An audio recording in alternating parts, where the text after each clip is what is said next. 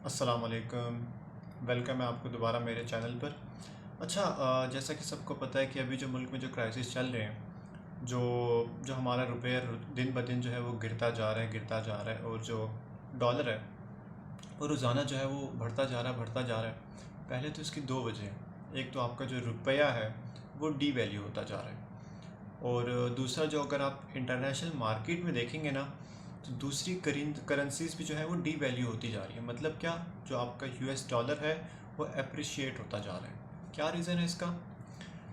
अभी कुछ टाइम पहले जो है वो यूएस में जो है ना वो इंटरेस्ट रेट जो है वो ज़्यादा हो गए, जिसकी वजह से लोग क्या कर रहे हैं, लोग जो है यूएसडी में इन्वेस्ट कर रहे हैं। इन्वेस्ट करने की वजह से क्या हो रहा है, उसकी डिमांड ज़्यादा हो रही है। जब डिमांड ज़्यादा हो रही है तो यूएसडी ज़्यादा हो रहा है। उसके साथ जो माशाल्लाह से हमारे जो रुपए की जो हालात हैं वो आपको भी पता है और मुझे भी पता है, जो जो हालात चल रहे हैं रुपए के। अच्छा, छोड़ें इस बात को, जो आज हमारा टॉपिक है वो डिस्कस करते हैं। जो कुछ टाइम पहले आपको पता होगा कि हमारे फेडरल कैबिनेट ने एक बिल मंजूर किया है, जिसमें क्या होगा कि हमारी जो गवर्नमेंट है, जो भी गवर्नमेंट ओन्ड एसेट होंगे वो दूसरी गवर्नमेंट को सेल कर सकती है, जी टू जी। मतलब क्या, गवर्नमेंट टू गवर्नमेंट। एक चीज़ यहाँ पे आपको याद रखने की ज़रूरत है, ये प्राइवेटाइजेशन नहीं है। प्राइवेटाइजेशन का मतलब क्या होता है कि आपके मुल्क पे कोई कंपनी होती है और कोई बाहर की कंपनी आके आपके मुल्क में किसी कंपनी का कुछ पोर्शन या पूरी कंपनी जो है वो एक्वायर कर लेती है। यहाँ पे कोई कंपनी नहीं आ रही बाहर से, यहाँ पे आप गवर्नमेंट ओन्ड एसेट किसी दूसरी गवर्नमेंट को बेच रहे हैं। अच्छा, हमारे पास कौन कौन से एसेट्स हो सकते हैं मुल्क में जो कि बेचे जा सकते हैं? अच्छा, हमारे पास हो सकते हैं पीआईए, हमारे पास हो सकता है स्टील मिल, जो कि हमेशा हमेशा जो है एक डिबेट रही उस एक स्टील मिल्स पे, मुशर्रफ के ज़माने में भी और उससे पहले भी और उसके बाद भी, कि क्या इसको प्राइवेटाइज़ करना चाहिए नहीं करना चाहिए। उसके बाद हमारे पास जो एंटिटीज़ हैं वो हो सकती हैं ओजीडीसीएल है, उसके बाद आपके पास पीपीएल है, उसके बाद आपके पास और भी बहुत सी इंडस्ट्रीज़ हैं, जैसे कि सुई नॉर्दर्न है, उसके बाद सुई सदरन है। तो इस तरह की बहुत सी इंटिटीज़ हैं जो कि गवर्नमेंट जो है वो बेच सकती है। इसके अलावा एसेट्स कौन से हैं हमारे पास? एसेट्स अगर देखा जाए तो श्योरली सबसे पहले जो हमारे पास सबसे वैल्यूबल एसेट है वो हमारे पास है गवादर, जो कि कुछ टाइम पहले ही बना, इतने साल उसको हुए नहीं है। लेकिन गवादर के बारे में इशू ये है कि अगर आपको याद हो, 2017 में पाकिस्तान ने चाइना को 40 साल के लिए गवादर पोर्ट जो है वो लीज़ पे दे दिया है। तो अब अगर देखा जाए 5 साल गुजर गए, 35 साल रहते हैं, तो मुझे नहीं लगता कि अगर उसके 35 साल चाइना के रहते भी हैं तो वो क्यों अभी जो है मज़ीद टाइम के लिए जो है वो लीज़ पे लेगा। तो वो ऑप्शन भी थोड़ा आउट हो जाता है। और उसके बाद हमारे पास और एसेट्स अगर हम देखा जाए तो मोटरवे भी है। डिफरेंट मोटरवेज जो हमारे मुल्क में है वो भी हमारे एसेट्स हैं। तो हम इनको, जो हमारी गवर्नमेंट है वो इनको क्या कर सकती है, दूसरे गवर्नमेंट्स को बेच सकती है। अब आपके दिमाग में आ रहा होगा कि भाई किस तरह बेच सकती है, मोटरवे को कैसे बेच सकती है, पीआईए को कैसे बेच सकती है?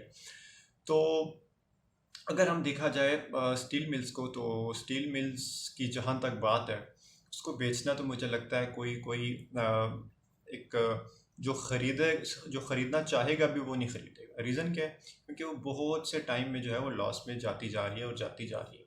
अभी जो उसकी वैल्यू है वो नेगेटिव है। नेगेटिव का मतलब क्या है? जो उसकी प्रोडक्शन है वो ऑलमोस्ट नहीं है, और उसके जो गवर्नमेंट एम्प्लॉयज़ वगैरह जो हैं उनको सैलरीज जा रही हैं, तो उल्टा जो है गवर्नमेंट की जेब से पैसा जा रहा है। तो मतलब उसकी जो वैल्यूएशन है राइट नाउ वो तो नेगेटिव में है। तो उसको लेना तो कोई गवर्नमेंट, बाहर की गवर्नमेंट पागल थोड़ी है कि वो जो आपका एक एसेट है जो नेगेटिव में जा रहा है उसको ख़रीदेगी। दूसरा कौन सा एसेट है? एयरपोर्ट्स हैं श्योरली। अच्छा, अगर आपको याद हो ना, 2020 में, आज से इतना कोई पुरानी बात नहीं है, कोई ऑलमोस्ट 2 साल पुरानी बात होगी, गवर्नमेंट ने कतर को, यूएई को और सऊदी अरब को जो है ना, हमने 70% स्टेक बेचने की कोशिश की थी एयरपोर्ट्स की, लेकिन उन्होंने कोई इंटरेस्ट शो नहीं किया। तो वो ऑप्शन भी आउट हो जाता है। उसके बाद हमारे पास बची जो है वो है हमारे पास मोटरवेज। मोटरवेज कैसे बेच सकते हैं? वो तो भाई रोड है, रोड कैसे खरीदेगा? आपके दिमाग में श्योरली ये सवाल जो आ रहा होगा। तो इसका जवाब ये है कि मोटरवे तो ऐसा तो हम नहीं बेच सकते, कि रोड्स थोड़ी बेच सकते हैं। रोड्स वो जो है वो थोड़ी उठा के लेके जाएंगे। लेकिन हाँ, अगर वो ख़रीद लेते हैं फॉरेन गवर्नमेंट, तो जो हमारे फेडरल गवर्नमेंट का कंट्रोल होगा, ये जो इंटरचेंज वगैरह जो होती हैं हमारे मोटरवेज़ पे लोकल गवर्नमेंट है उसके कंट्रोल से फॉरेन गवर्नमेंट के कंट्रोल में चले जाएगा। और अगर जो है फॉरेन गवर्नमेंट के कंट्रोल में चला जाए और अगर उनको पैसे ज़रूरत हो तो वो श्योरली जो है टोल टैक्स ज़्यादा कर सकते हैं। और टोल टैक्स ज़्यादा करने से क्या होगा? टोल टैक्स ज़्यादा करने से ये होगा कि अवाम पे इन्फ्लेशन आएगी, महंगाई होगी, और ये पूरा राउंड थ्रू हर चीज़ में महंगाई रिफ्लेक्ट होगी। अच्छा, फिर लोग क्या करेंगे? एहतजाज करेंगे और लोग कहेंगे कि भाई टोल टैक्स जो है कम करो, कम करो।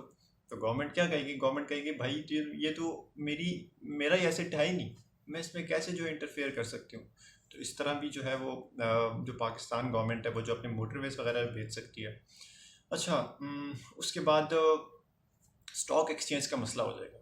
लेट सपोज अगर आपने जो भी आपकी इंटिटीज़ हैं, लिस्टेड इंटिटीज़ हैं, अगर आपने उनको बेच दिया तो एक मसला हो जाएगा।